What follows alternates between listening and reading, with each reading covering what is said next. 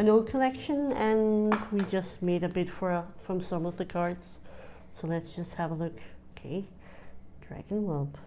I don't remember ordering that one. No, I don't remember ordering that either, but okay. Okay, there's one. Wow, that is one roughed up lightning bolt there. Yeah, it's loved. Yeah, it seems some love and some play. Let's just check out the back of it. Yeah, that's definitely, I would say it's straying into, you know, heavily smudged. played here with some pretty nice scratches. Yeah. But yeah, we bought it cheaply and we just wanted to have a lot of these cards. But this is actually really nice. Yeah, that's Citadel Centaurs from Urza Saga. It's a rare card and it's on the reserve list. It's a beautiful card art as well. Yeah, gorgeous art. Yeah, let's see the backside. That's, yeah, it has a, like, you know, a little slight ding right there. But besides that, it looks really nice. This looks unplayed as well almost. Yeah.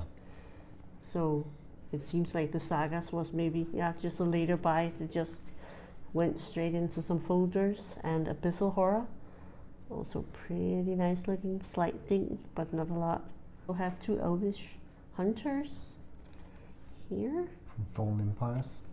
Yeah, and actually they look pretty clean. I mean, those, really pretty, those are actually. nice. Definitely. I hope it comes. It's rare to see, actually. Yeah, I hope it comes on the camera as well, because these are really nice. Alabaster Wall. That's a nice card as well. I really like the Mercadian series. I think it's fun. There's a lot of nice cards in there. Exhume. Also really nice common looking card card. from Urza Saga, but it's a really fun common card to play.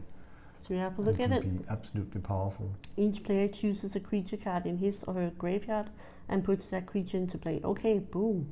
Oh, and look at that. These are your Llanowelves revised edition. They are really pretty also. Yeah, they're pretty nice. I mean, they look clean.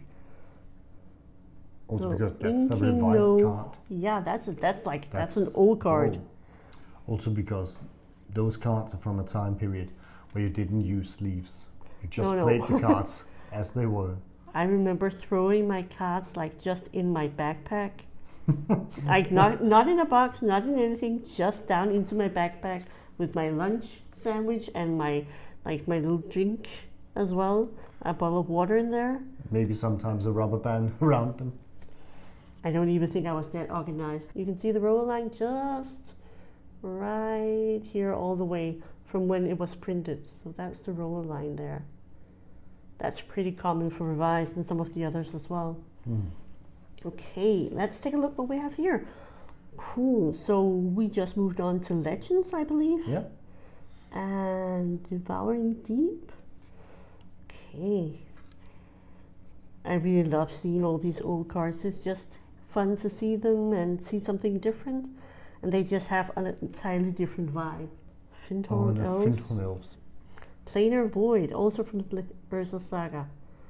Chronotalk from Visions. Okay, that's so loved. This is the version where you just threw it in your backpack and didn't have a sleeve. That's definitely what we're dealing with here. And we have Abeyance, and this is from Weatherlight. Let's just slip it out of this little inner sleeve.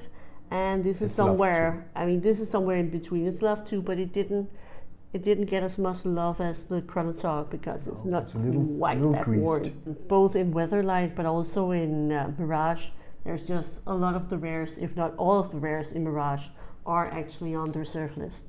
Noetic Scales, and a lot of these cards, I'll be honest, I haven't seen them before at all. These are new to me. Urza Saga as well, an artifact.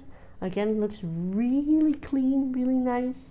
Okay, so now we get to it. You want to present this beautiful little soul ring that actually looks interesting, looks nice. Yeah, off centers as F, but nice. Yeah. Can I see the back? Yeah, I'm kind of scared to show you the back. Okay, wow, no, it that's was nice that's what's nice as well. It has a few dings and bumps, but a little line there, but yeah. Overall, it's nothing nice criminal. I mean, it's mostly just the corners, and these old cards do get a little dinged up. Okay, so this is a fun card, and you had one in your collection when we met. So tell me a bit about this. I think maybe one of the reasons it has held its value is because when you play some of the old formats, the cards, it's hard to get a good card that hasn't got some major drawback. Okay, and having yeah. a 4/4 for 4 mana at that period in with Magic's a lot history, of choices actually. with a lot of choices, Yeah. that was actually kind of rare. Yeah. So you're thinking like that the power level in the older sets was just like a lot weaker. So Yeah. this was actually a good card back then. Yeah, it was. Yeah, yeah.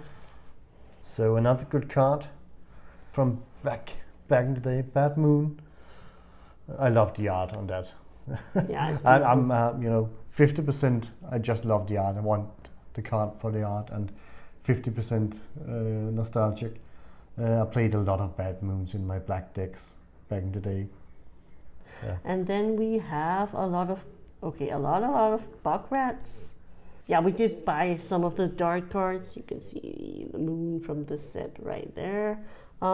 Because the dark has gone up a lot recently, and these cards were just fairly inexpensive, and they're just common cards, but we thought, hey, let's grab them while they're cheap and make a good deal on them. None of the dark was even spoken of. It was, sort of, just a bad set that nobody paid a lot of attention to, but just recently it's gone up a lot, and people are starting to do a lot of buyouts in the commons, but also in the rares. Yeah, and also noticed, if you're interested in this, the dark cards have the black moon and a black border.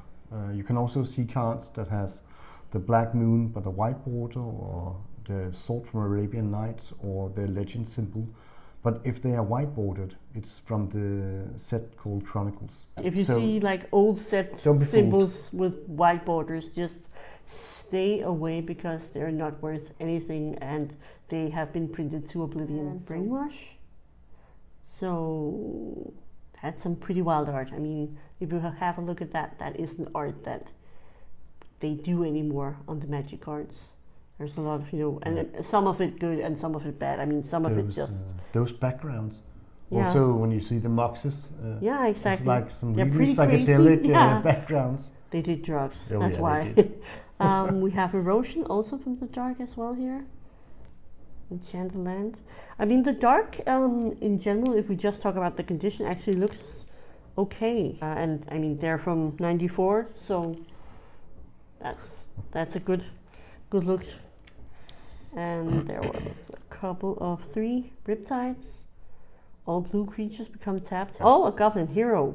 And of course, he had a bit of, we got him extra cheap because he's been wounded in combat. He has some pretty nasty things up in there, up in the corner here. So. And what is up with that art? That's weird the nasty cousin. Looking cousin, yeah. Who doesn't get to get out of the cave or something. Yeah, because he looks weird. Usually they look like fun and quirky and green or red or black, but this guy, he's definitely something else. Looks like an undead horse or something. Yeah. Poor guy. And last but not least, we have the dark card, Inquisition. Say that this was it for our little mail day here at the Cardboard Guide, and there were a couple of dark cards, some revised, alliances, Mercadian Masks, Fallen Empires,